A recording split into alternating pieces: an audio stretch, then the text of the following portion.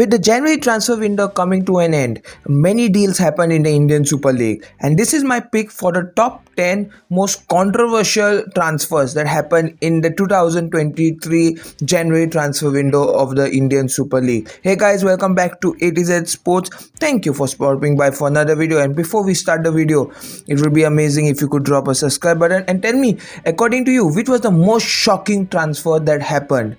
We'll be very interested to know in the comments down below. Now let us start. At number 10, we have Hiva Mondal joining Northeast United from Bengaluru.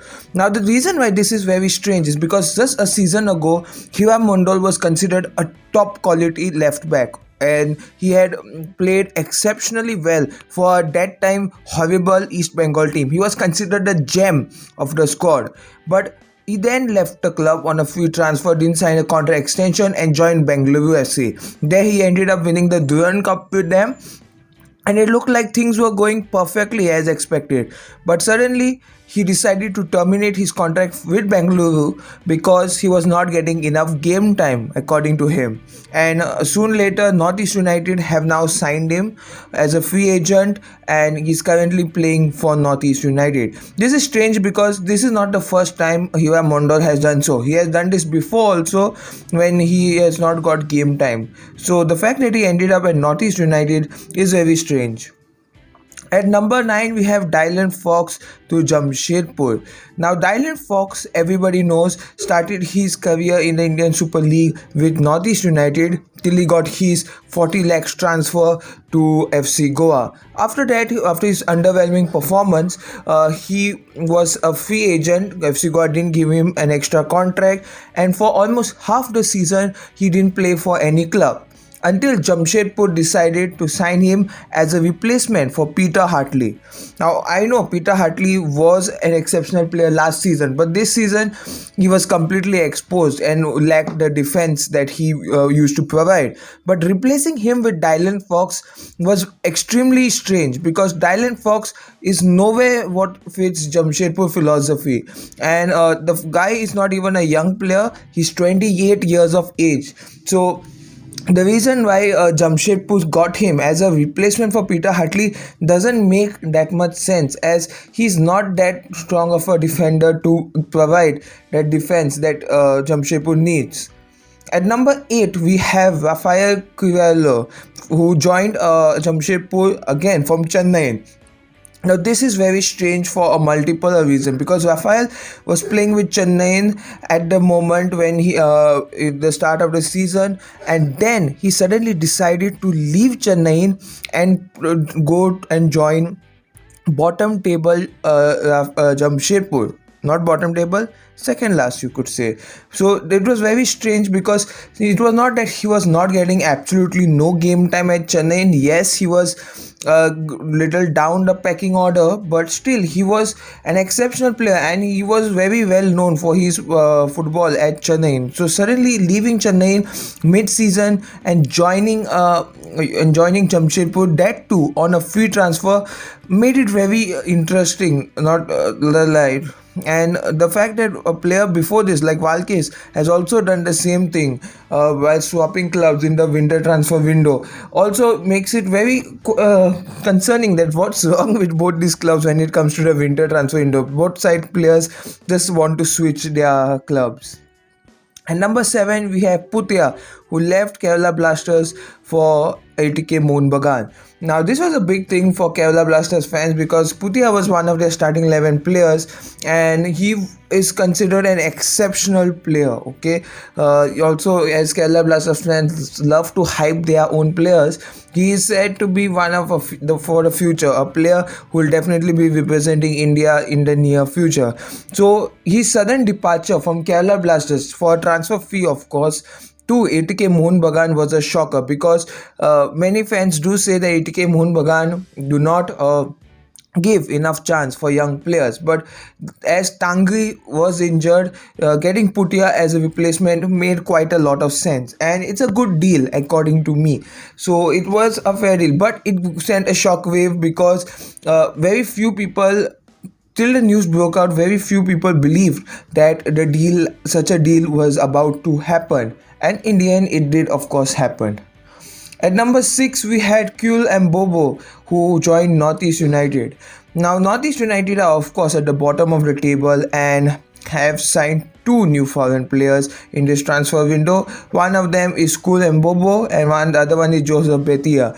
Now, Kul and Bobo came from the Lithuanian club Suduva on a free transfer, but many few fans do understand that this guy is currently the second youngest player in ISL, second youngest foreign player in ISL at just the age of 26. Another player who is younger than him is obviously Hyderabad's amazing Spanish midfielder magician. If you know his name, tell in the comments.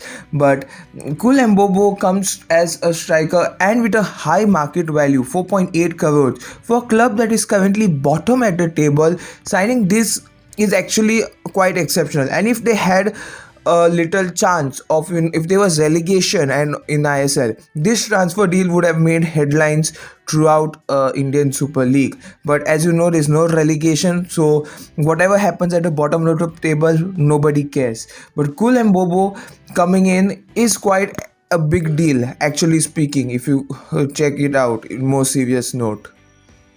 At number 5, we have Lenny Rodriguez joining FC Goa. Now, Lenny Rodriguez was a FC Goa player. Then he was joined ATK Mohun Bagan in a swap deal between him and Glenn Martins. And again, he's joining back FC Goa with a swap deal with Glenn Martins. So, what was the point of the transfer? Well, FC Goa got some time to play with Glenn Martins. ATK Mohun Bagan got some time to play with Lenny Rodriguez. But IFC Goa winning in this deal as they re-signed a 35-year-old Indian player, Indian defensive midfielder who is almost at the end of his career. He will be hanging his boots anytime as we speak, in maybe the next season or the season after that. So it's very concerning why FC Goa have re-signed him. Doesn't make a lot of sense because they are allowing Glenn Martins, even though he's 28 years of age and has had a slight bad form, to go back to ATK Mohun Bagan, where he'll meet Juan, under whom he flourished a lot. It does make sense for ATK Mohun Bagan point of view, but for FC Goa, this deal, it doesn't make sense at all. Now we go to number 4, that is Hernan Santana to FC Goa. Many people knew that FC Goa needed a new foreign player after Valiante's injury. Very few of them believed that they would be signing Hernan Santana from Shinchijuan, Sergio Lobera's club, and that too on a free transfer. So the thing that happened is Hernan Santana terminated his contract with Shinchijuan after an underwhelming performance last season, where Shinchijuan failed to get promotion to the Chinese top league. So after that, his contract was terminated and FC Goa approached to sign him. Now, Hernan Santana is a very good player. He has had experience before. He has played with Mumbai City. He has played with Northeast United. So it's a very good player to be signed by FC Goa because he brings the experience and is versatile. He plays as a centre back and a centre defensive midfielder. The fact that an Indian club signing a player from Shinchijuan, that to Sergio Lobera's club, made it a little strange when the news first broke out. Well, he will of course be a top player for FC Goa, so let's see how he goes.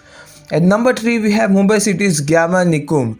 Gyama Nikum is for the future. It's a player that is has a lot of hype. He has said to have a lot of potential. The 18 years old played for Rajasthan United, and his talent was exposed to the world during the Durand Cup, where he played exceptionally well for Rajasthan United, and many ISL clubs' eyes fell onto him. There were rumors that ATK Mohun Bagan wanted to sign him. There were rumors that Kerala Blasters wanted to sign him. There were rumors that FC Goa wanted to sign him. But in the end, he decided to join Mumbai City, which made many opponent fans angry, because saying that Mumbai City won't give him the game time that is needed.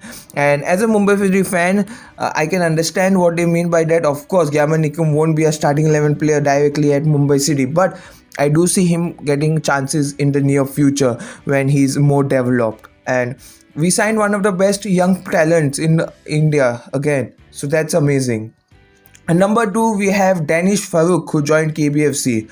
Now, there's only one transfer that has a known transfer fee paid, and that was Danish Farooq, who left Bengaluru to Kerala Blasters for 25 lakhs. Even though his market value is about 1.4 crores, the reason why the transfer fee is so low is because he was on his last 6 months of his contract with Bengaluru. He didn't want to extend his contract, so either if he had not, if Kerala Blasters had not purchased him now, he would be a free transfer for them in the summer next transfer window. So that was a possibility, but Kerala Blasters wanted his service now, and the fact that they got him for such a cheap price from Bengaluru is kind of a win situation for them, because they do need a replacement, I believe, for the players that they have lost in the name of Putia and Jivsan Singh. So definitely Danish Farooq will be an exceptional player for them, and let's hope for the best for this 26-year-old Indian midfielder. At number 1, we have the most controversial transfer according to me, and that is Federico Gallegio to ATK Mohun Bagan. Now, ATK Mohun Bagan started their season with a front Indian Indian attack, which didn't go out as planned for ATK Mohun Bagan. So for that reason, they had to play players like Dimitri Petratos, Hugo Bomas as the attacking player or as the striker to score goals, and it has sort of worked. But with injuries for players like Johnny Kauko, who's a well player at that position, and Florentin Pogba, one of their big signings, it was a question that should ATK Mohun Bagan get a striker, and they did get a player who does play as a striker. It's Federico Gallegio, but the issue here is that Federico Gallegio is not a full striker. He's not a complete striker. He plays more as an attacking midfielder, same like Dimitri Petratos, and so the striker position is not his natural position. And to the fact that he's been replacing players who are out throughout the season, your ATK Mohun Bagan have got an injury-prone player who's known to have injury issues, missed matches due to injuries before at Northeast United. They have signed him as a replacement for the injured players. Makes it even more scary for ATK Mohun Bagan fans, because if he gets injured, they have only Dimitri Petratos and Hugo Bomas as an attacking option to be considered. And if they play those players there, then who's going to control the midfield? That's a big question for ATK Mohun Bagan fans. So at least for ATK Mohun Bagan fans, this was definitely not a deal that they were expecting, but it has happened. So guys, this was my top 10 controversial signings in the Indian Super League. What do you feel? Tell me your thoughts in the comments down below. Thank you so much for watching this video. Do like, share, subscribe. See you all in more videos coming soon in the near future. Goodbye, take care, stay safe.